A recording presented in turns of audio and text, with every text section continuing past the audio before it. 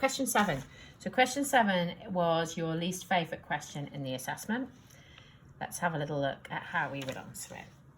So part A, 3 to the power of x plus 1 is 2 to the power of 500. Now I think they choose this 2 to the 500 because I think your calculator can't handle it. By all means prove me wrong and go and try it, but I think that's why that's chosen. So you can take logs to any base that you like, but it would make sense to take logs to base 3.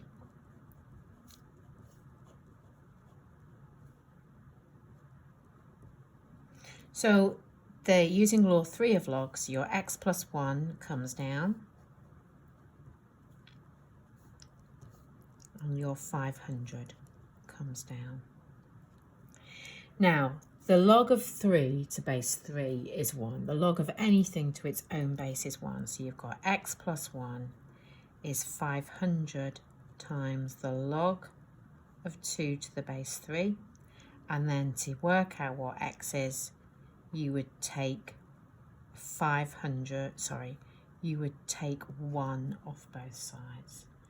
And it asks for your answer to 3 significant figures. So if you put that into your calculator, I think you get 314.46. So to 3 significant figures, it's 314. Right. Part B. So part B would be where we might start to have problems. Okay. You've got particular laws of logs and you cannot deviate from those laws of logs. So you know that the log of x plus the log of y is the log of x times y. It's not the log of x times the log of y. Similarly, the log of x minus the log of y is the log of x over y. Obviously, all to the same base. It's not the log of x over the log of y. It's the log of one thing. And obviously, you've got your other. So if you had p times the log of x, we know that that's x to the p. And also, you could have used your knowledge about writing things from log to index form. What you cannot do is this. You can't have a log, right? If you have the log of the bracket, there's very little you can do with that. You could rewrite it. So say you had something like that. The only thing you can do with that is rewrite it where 5 is the base, the log is 1, and it equals x plus 3. What you really, really, really can't do is this. It is not the log of x plus the log of 3. No, right? Log of something, it's not like multiplying a bracket by a number or a letter, right? That cannot happen. So that, I would have said, was a common mistake. So let's have a little look at what we've got here. You've got the log of y plus 1 to base 2 minus 1 is 2 times. Now I know there's nothing I can do using the laws of log while that 2 is there. So I'm going to show you 2 different ways to do this question, okay? So what I'm going to do is I'm going to split my page up like that. But essentially, one of the marks was for rewriting this statement. Rewriting 2 times the log of x as the log of x squared. So this is what I'm going to do. I'm going to, method 1, I'm going to add 1 to both sides and take the log of x squared off both sides. And I think this is what a lot of you did. I'm now going to use law 2 of logs. So the log of something, take away the log of something else, is the log of y plus 1 over x squared. Notice it's not the log of y plus 1 over the log of x squared. Now, you have a choice, and I suppose this is the two different methods I was thinking that you might think of. One way is to now write this in index form. The base is 2, the log is 1, and it equals y plus 1 over x squared. I'm now going to multiply both sides by x squared,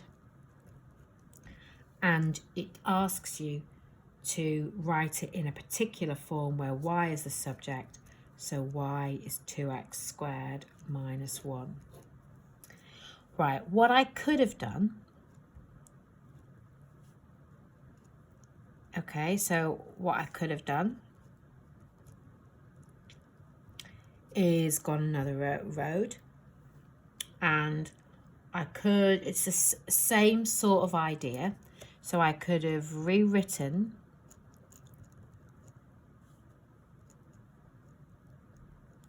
exactly the same way, so really similar.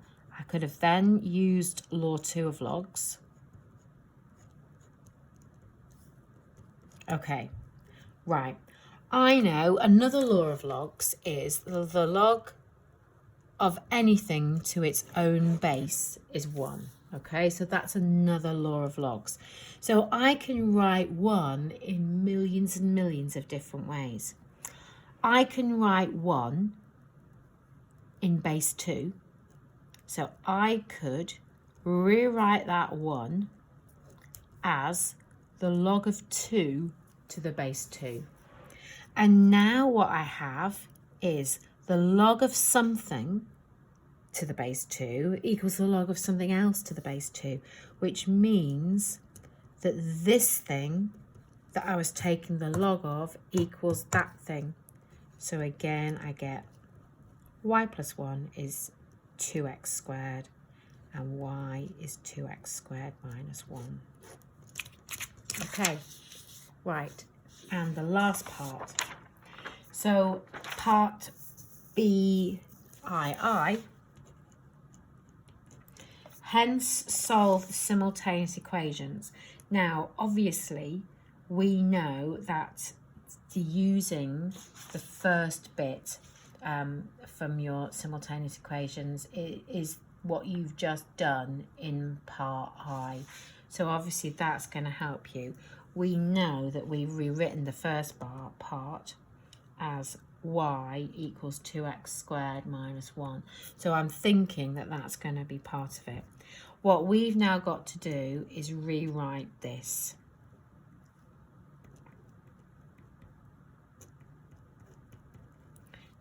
I think, so that either y is the subject or something where we can link it with what the form that we've now got that part written as. Right, again, two methods. Base is 2, let's write it in index form. Base is 2, log or power equals 0. So one way to do it, so again, I'm going to split my page in two and you can choose which way you like best. So 2 is y minus 10x plus 14. So y is, if I take everything over to the other side, I'm going to get 10x, sorry, 2 to the 0 is obviously 1, right? Quick recovery there. That's a 1. That's a 1, by the way. So y is going to be 10x, and then if I take 14 off that, y is 10x minus 13. So I've got y is 2x squared minus 1, and y is 10x minus 13. So they must equal each other. So 2x squared minus 10x plus 12. Now you've got a calculator, you could put that in. Let's imagine that I'm going to do this anyway. So I can factorize that. Again, if it hasn't asked you to show detailed reasoning, you don't need to do this. But please remember, the question asks you to solve simultaneous equations, and there is a y and an x there. So you will need to find the y coordinate for each one. Now remember, y is 10x minus 13. So if x is 2, y is going to be 20 minus 13, y is going to be 7. So you've got x is 2, y is 7.